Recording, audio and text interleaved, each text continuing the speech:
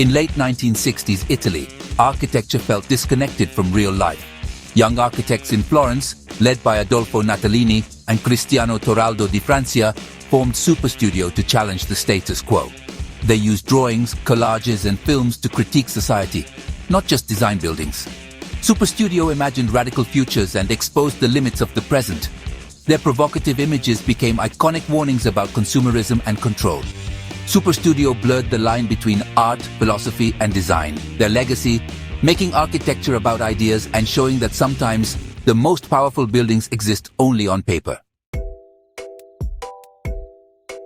Superstudio's goal wasn't to build more. It was to rethink why we build at all. They believed the problem wasn't a lack of buildings, but the thinking behind them. Architecture, for them, was a tool for criticism and radical thought.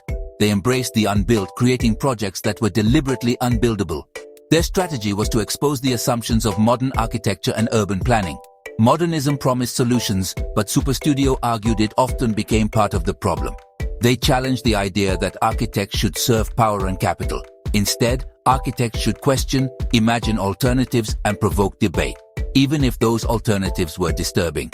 Their approach was conceptual, focusing on the basics, shelter, territory, and the absurdity of reducing architecture to a single continuous surface. These were thought experiments, not construction proposals. Superstudio wanted to force a confrontation with the limits of architectural ambition. They saw architecture as deeply tied to political and economic systems and critiqued capitalism's drive for growth and consumption. Their designs reflected this: neutral, universal, monotonous, counterpoints to consumer spectacle. They stripped away styling to reveal structures of power and control. Their mission was to deconstruct architecture, question its purpose, and challenge its role in the modern world. They believed in architecture as a form of resistance, not compliance. Their work was a call to rethink the architect's responsibility. Superstudio's projects were provocations, designed to make us uncomfortable, to make us think. They asked, what if architecture was about ideas, not objects? And what if the most radical act was not to build at all? The Continuous Monument is Superstudio's most iconic project. Debuting in 1969, it imagined a vast gridded structure stretching across landscapes and cities, a monolithic, unbroken entity. Its smooth, reflective surface imposed itself on the world, erasing difference and subjugating nature. This was never meant to be built. It was a provocation, a critique of globalization and the homogenizing effects of modern development. The monument represented reason and order taken to a terrifying extreme. It mirrored the world, but also made it disappear into endless logic. The images were beautiful but deeply unsettling, famous landmarks swallowed by the relentless grid. The project questioned the architect's role. If architecture becomes a universal, repeatable system, what's left to design? The Continuous Monument suggested a future where creativity is replaced by anonymous infrastructure. It pushed standardization, a modernist ideal, to its disturbing limit. The monument was a mirror, reflecting architecture's ambitions and anxieties back at itself. It asked, is this the future we want? The project was a warning about the dangers of unchecked rationality and control. It forced viewers to confront the consequences of architectural ambition. Superstudio's monument was not a utopia, but a cautionary tale. It made us question the cost of order and connection. The monument's starkness was its power. It was architecture as critique, not solution.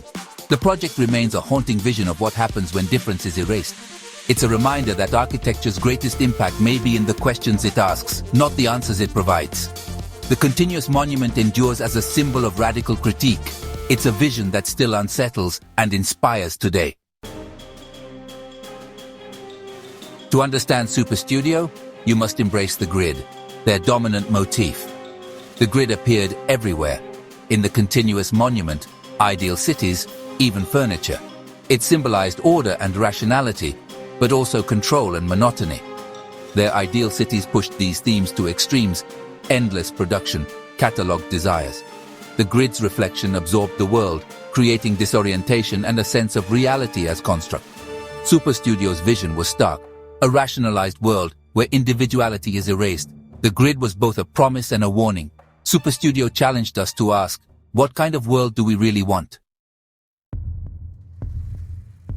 Super Studio's critique extended to furniture and objects, smaller scales, same radical ideas.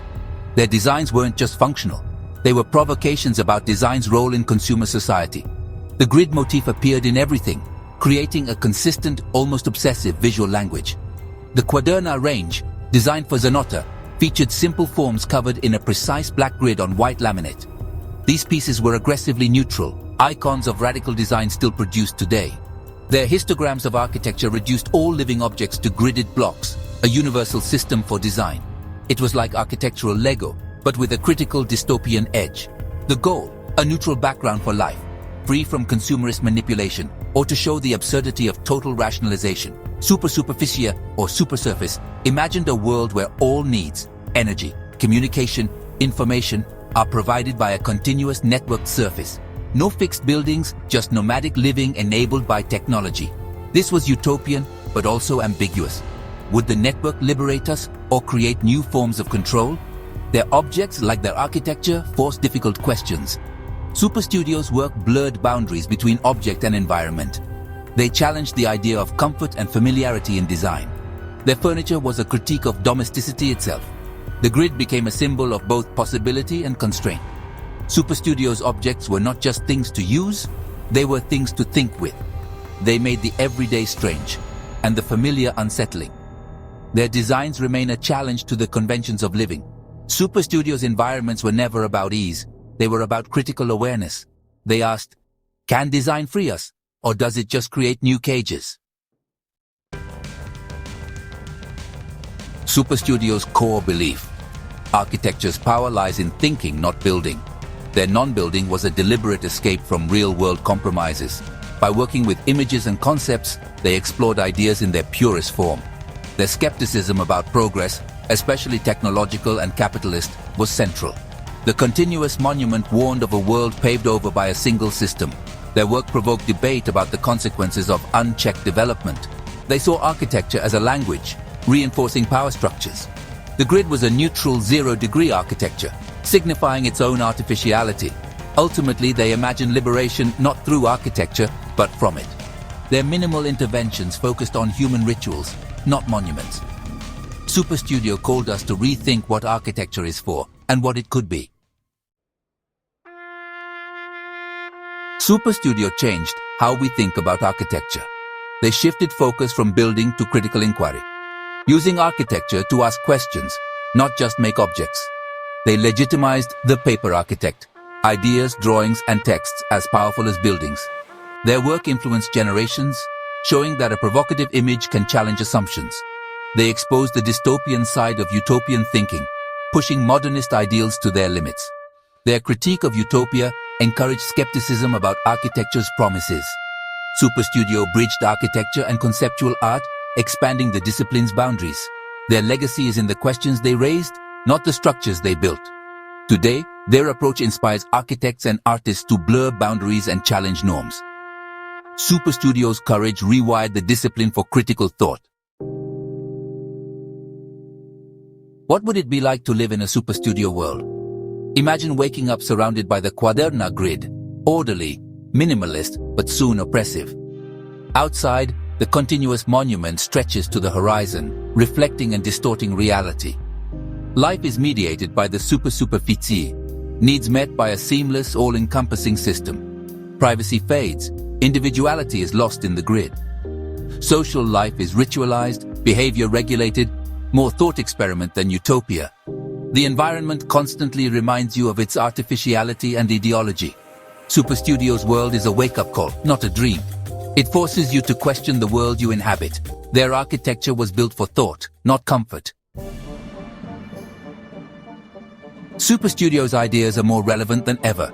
We live in a world structured by grids, digital, global, urban. Their warnings about rationalized, controlled environments echo in today's debates. We need architects who think critically, not just build.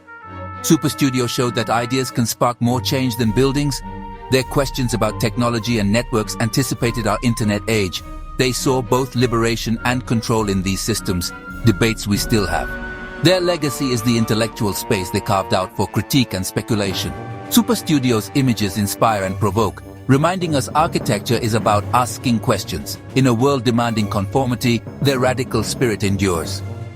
They built a foundation for critical thought, not just structures.